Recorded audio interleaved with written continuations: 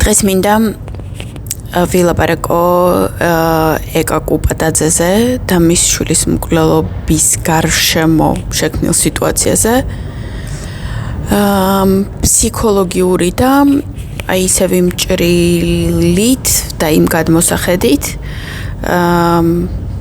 დრო აი მემარცხენეების და მემარჯვენეების დაპირისპირება. რომ კიდევ ერთხელ დავინახოთ მემარცხენეობა როგორი სიბონძღეა არა მარტო პოლიტიკურად, არამედ ზოგადად ცხოვრებისეულადაც და მემარცხენე პოლიტიკა რატომ არის უმეტესწილად ბინძური და კორუმპირებული, იმიტომ რომ მემარცხენე პოლიტიკა შედგება მემარცხენე ადამიანებისგან და აი მემარცხენე ადამიანები შეგნებით მემარცხენე და ფსიქოლოგიურად მემარცხენეს რას წარმოადგენენ, აი ეს რო დავინახოთ კიდევ აი ამ საქმეში. ბევრ დედას მოუკლეს ქოცებმა შვილი და ქოცურ კრიმინალმა და ქოცების მიერ წაქესებულმა და ქოცური გაგებით მოეკიდეთ სივრცეში აყვავებულმა ყველანაირ საძაგლომამ ბევრ დედას მოუკლა შვილი. მაგრამ ეკა კუპატაძე არის დედა, რომელიც გარდა იმისა, რომ არის ძალიან ჭკვიანი, როგორ ეტყობა ქალს, რომ მათემატიკური ლოგიკური ტვინი აქვს, ძალიან ჭკვიანია და იმიტომ რომ ძალიან ჭკვიანია და მათემატიკური ლოგიკური ტვინი აქვს, თვითონ შეძლო საქმის გახსნა. და გარდა იმისა, რომ საქმის გახსნა შეძლო, იმიტომ რომ მათემატიკური და ლოგიკური ტვინი აქვს, ამ საქმეზე ლაპარაკი შეუძლია ისე, რომ ვერ შეედავები.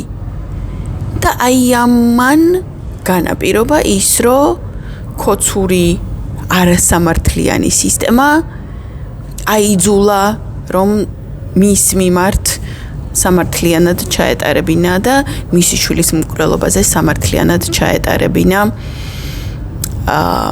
გამოძიება. და აქამდე მთელი სალევაკეთი და საენჯეოეთი და საებჯეოეთი ხელს ვერ კიდებდნენ ეკას, არაფერს მასზე არ ლაპარაკობდნენ და ვერ ლაპარაკობდნენ ცუდს და აი ახლა აწიკვინდნენ და მთელი კამპანია. სამწუხაროდ ამ კამპანიაში და გაუგებრობაში ნანუკაც აღმოჩნდა, მაგრამ მე ნანუკამ გადაიღო ვიდეო, სადაც ახსნა და რაღაცნაირად თავი გაიმართლა.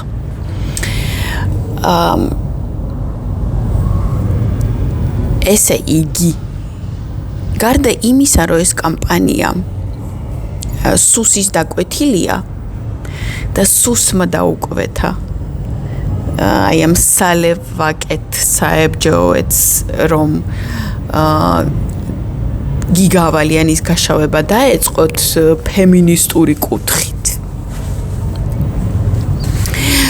ზოგადად, რომც არ ქონოდა სუსს ასეთი დაკვეთა, მაინც ძალიან ჯდება ამ ფემინისტურ ციოგში და ციკვინში ისეთი ქალის მიმართ, როგორც ეკა არის გიგავალიანის დედა, ის თავდასხმები, რასაც ახორციელებენ. ეკა კუპატაძე არის განსახიერება ტრადიციული, ჭკვიანი, ძლიერი, ღირსეული, კონსერვატიული ადამიანის განსახიერება. ადამიანის, რომელსაც თვითონ შეუძლია ყველაფერი და ისიც კი შეუძლია, რომ სახელმწიფო მანქანა, რომელიც გადამპალია სრულიად, აიძულოს სწორად მოიქცეს და იმიტომ შეუძლია, რომ შეგნებით მემარჯვენეა, ღირსეულია და ჭკვიანია.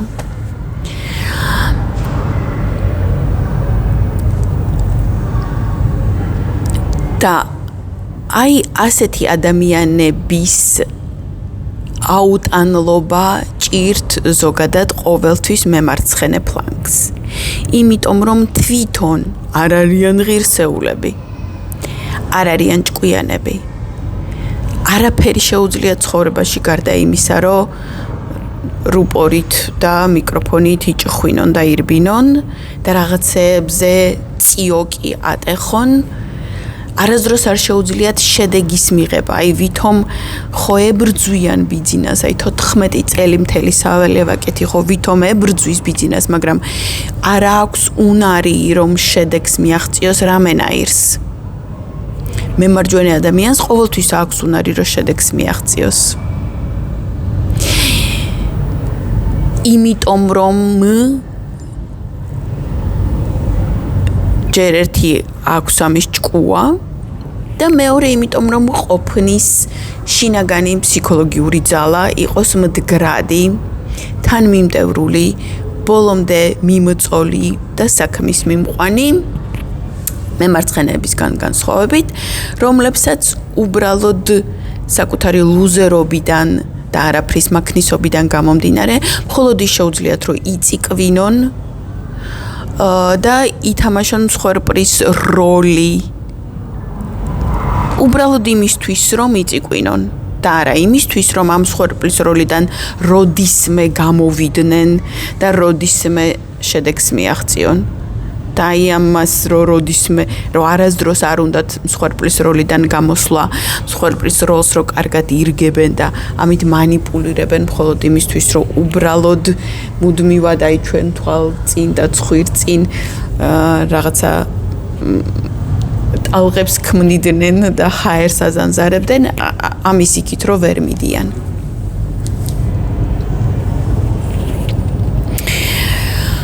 არის ასეთი გვერდი და თოაბზიანიძეა, რომელიც დორბლიანი ანტიმიშა, მაგრამ მიუხედავად იმისა, რომ დორბლიანი ანტიმიშა, ვაფასებ როგორ ამ ხელს ამ ებჯეო ფემინისტურ სალევაკეთს და ძალიან კარგ პოსტებს წერს, დიდ პოსტებს და შინაარსიანს, სადაც ალაგებს ამ სუსის თახსირების და ზოგადად სუსის თახსირებიც რომ არ იყვნენ, ისედაც ლუზერი ადამიანების მოტივაციებს კარგად ხსნის და ამ ახსნებით და დაალაგებით ძალიან კარგად გამოუვიდა რამოდენიმე მათი შეტევის განეიტრალება. შეტევა რა ქონდათ ლუკა დამავიწყდა გვარი, ვინმე ყალბი კორძაია და მეყანწიშვილი რო ვითომ სექსუალურ ძალადობას აბრალებდნენ.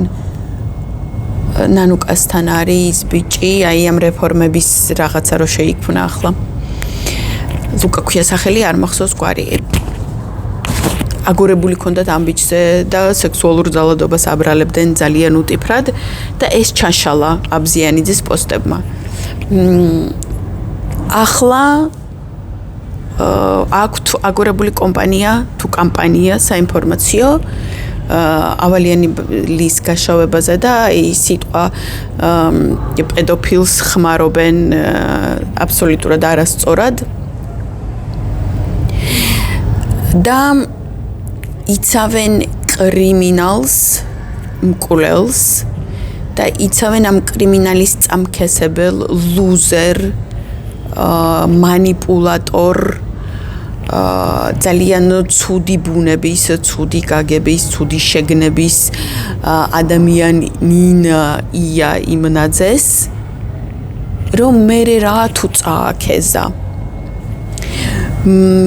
მერე რა თუ რაღაცა, მერე რა თუ რაღაცა, მერე რა თუ ისე მოიქცა, რომ უნდა რომ ბიჭს ეჭვიანა, რა არის ამაში ისეთი ამის გამო ციხეში უნდა იჯდეს?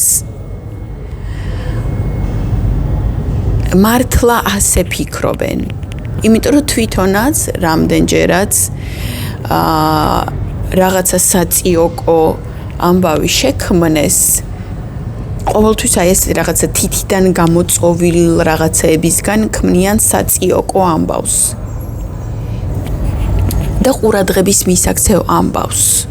როდესაც არაფერი წესიერი, არაფერი მოსაწონი, არაფერი ნამდვილი და ხირებული არ შეგიძლია შექმნა და იმით მიიქციო ყურადღება, მერე ყურადღებას იქცევ წიოკით და თითიდან გამოწვეული თემებით.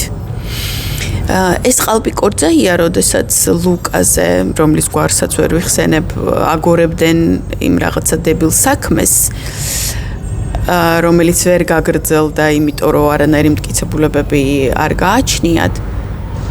მაშინ გამოჩნდა მისი ძველი ვიდეოები, როგორ საჩინლად იქცეოდა თავის ყოფილ შეყვარებულთან და ამიტომ ძალიან ემოციური და ისეთი ბრმა აქვს მას და ამ იაიმნაძესთან, რომელმაც მკვლელობა წააქეზა. იმიტომ რომ ერთი ტიპის ადამიანები არიან. ანუ სიკარგით რო ვერ მიიპყრეს ყურადღება ვიღაცის, მამაკაცის ამ შემთხვევაში და ამისგან რო დაიბოღმნენ და სირცხვილის გრძნობა რო იგრძნეს იქ, ეს კიდე არის ანუ დიდი ფსიქოლოგიური მხრიდან რო შევხედოთ, ასეთი ქცევები ნარცისებს, ნარცისულ ფსიქოპატებს ახასიათებს, როდესაც შენ გინდა რაღაცა, იმ რაღაცას ვერ აღწევ, იმიტომ რომ შენში ამის მისაღწევი უნარები და პოტენციალი, ინტელექტი არ არსებობს. მერე გრცხვენია ძალიან, რომ არ არსებობს შენში ეს ყველაფერი და იმისთვის, რომ ეს სირცხვილი რაღაცნაირად შენში დათრგუნო, მერე იწყებ წიკვინს და იმ ადამიანზე შურისძიებას ბინძური მეთოდებით, რომლისგანაც შენ ეს ვერ მიიღე, რაც გინდოდა. იგივე იყო ის ყალბი კორძაიას ძველი ისტორია, სადაც თავის ყოფილზე ვიდეოებს დებდა, რაღაც ძალიან ამაზრდნენ და საშინელ ვიდეოებს Facebook-ზე, როგორ იძია შური თავის ყოფილმა შეყვარებულზე და იგივეა ახლა ამ შემთხვევაში, სადაც ია იმნაძე მისი მასწავლებლისგან, ანუ იმიტომ რომ დებილი იყო და რისთვისაც დადიოდა მათემატიკის სასწავლებლად გიგავალიანთან იმას ვერ სწავლობდა თუ არ სწავლობდა და გასაშვები აღმოჩნდა და უშვებდა კიდევაც გიგავალიანი თავისი კურსებიდან, იმიტომ რომ უნიჭო იყო, ამაზე განიცადა ძალიან დიდი სირცხვილი და მერე მოიგონა, რომ ვითომ გიგავალიანი იმიტომ კი არ აფასებს მას, როგორც მოსწავლეს, რომ ის ცუდი მოსწავლეა. არა, იმიტომ აფასებს, რომ როგორც მამაკაცმა ისე რაღაცები მოინდომა თითქოს. აი ეს არის შინაგანად ლუზერი ადამიანის ყოფაქცევა, საქციელები, რომელიც მერე, როდესაც ათეცები პოლიტიკაში მოდიან, ეს ყველაფერი ძალიან ბინძურ პოლიტიკაში გადაიზრდება, რუსულ პოლიტიკაში გადაიზრდება, ან ისეთ მემარცხენე სოციალისტურში, რაც ევროპაში მძვინვარებს, რაც ამერიკაში დემოკრატებს დაემართათ. როდესაც პოლიტიკა კი არ არის ბინძური, ბინძური ადამიანია და თუ ბინძური ადამიანი პოლიტიკაში მოვიდა, ის რა თქმა უნდა მერე ბინძურ პოლიტიკას აწარმოებს. და მემარცხენეები 99.99 მემარცხენე პოლიტიკოსი ყოველთვის ბინძური ადამიანია. სანამ პოლიტიკოსი გახდებოდა, მანამდეც თუ შევისწავლით მის ცხოვრებას, ბინძური და ლუზერული იყო. ლუზერული, ანუ ვერაფერს რო ვერ აკეთებ ცხოვრებაში და მერე უცებ იმისთვის რომ რაღაცა მაინც ქნა, მიდიხარ პოლიტიკაში და ვითომ დაჩაგრულების დასაცავად მიდიხარ პოლიტიკაში.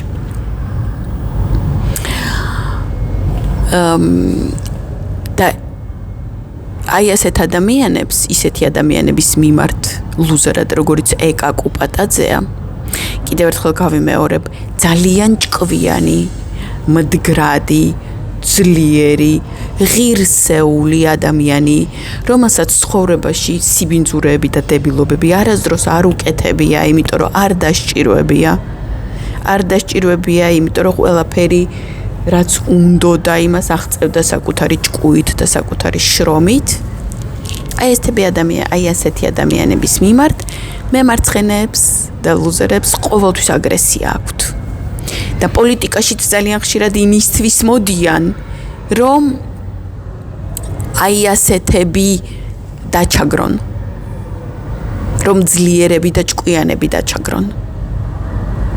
ლუზერები, ქოცები იმისთვის მოვიდნენ 2012-ში პოლიტიკაში, რომ ჭკვიანები და წარმატებულები და ნაცები დაეჩაგრათ. ამ ყველაფერში და ზოგადად რუსობა და რუსული პოლიტიკა აი ასეთ სიბინძურეზე დგას. რუსეთმა საქართველო რო დაიპყრო, ზუსტად ეს მოხდა. რაღაცა ძალიან ლამაზი, ძლიერი, ჭკვიანი, უაღრესად კულტურული, ისტორიულად მდიდარი დაიპყრო ბინძურ ხროვამ. და მერე შური იწია. ყველაფერი მკარგზე, რასაც ქართველობა წარმოადგენდა. ეს მოხდა 2012-ში. ბინძურმა დაიპყრო საქართველო და წარმატებაზე შური იწია. ახლა აკეთებენ ამას ეკა კუპატაძის მიმართ სალევაკეთი, საებჯოეთი, ფემინისტური დაჯგუფებები. ყველაფერი დაკავშირებული ერთმანეთთან და ფსიქოლოგია და პოლიტიკა ხო პირველ რიგში საერთოდ. მომავალ შეხვედრამდე.